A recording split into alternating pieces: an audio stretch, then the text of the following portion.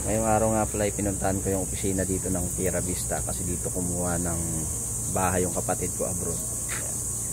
Ngayon hinihintay ko lang yung kasama sa amin dun sa site, dun sa mismong bahay, sa unit. Hintayin muna namin. Yan, Tierra Vista. Maganda rin yung lugar na to. Village na village.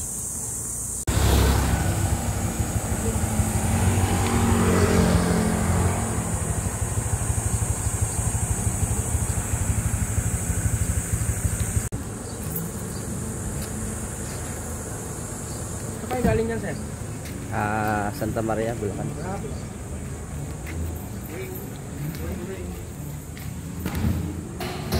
Pasok po. Kayo yung SPA, sir? Po? Kayo yung SPA? Yung Mayari? representative. Kapatid ko po yun. Okay. Yan. Ito po yung buwan niya. Bali, tatlo po yan. Standard susi natin. Kaya lang yung isa sa likod, sir, nabasag na. Ito. So, hindi naman nawala. So, nasira lang. Pero, tatlo po. Sige. Ito naman yung CR. Okay. Yung tubig nito, sir? Kayo pa po magpapakabit, pati kuryente. May warranty naman po. Anything problem na walang tulo o may problem sa leak, sagot pa ni Feeling na siya.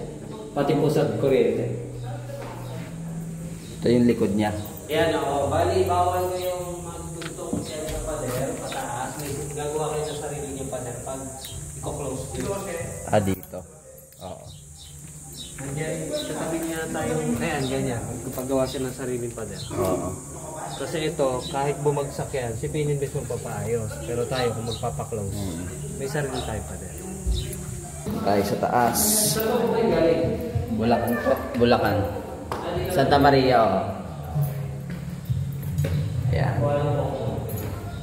Tingnan po natin yun. Dito sa taas may 2 kwarto dito.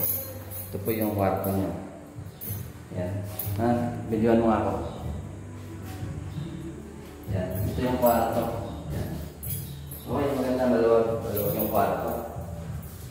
Ayos yung bintana. Okay. Ayos yung bintana.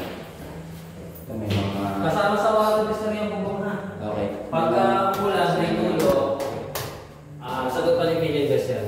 Basta i-report lang po dito. I-report lang yun sa service desk kung saan nag-i-email si ma'am. Ang may abang lang ng ano din yan sa likod ng aircon.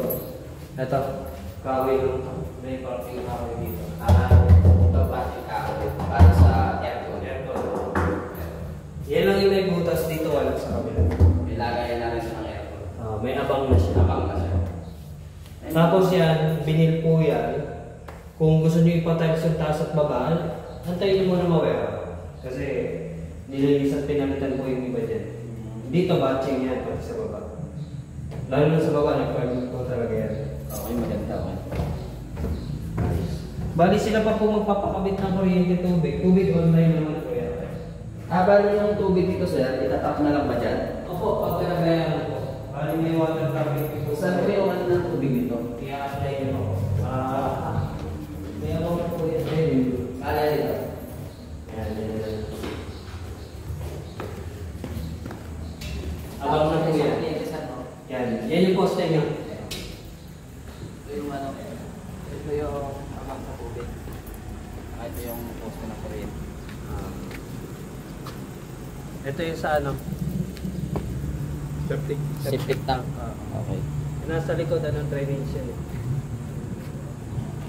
Yun nga, tapos na tayo dito sa bahay na turn over na sa amin.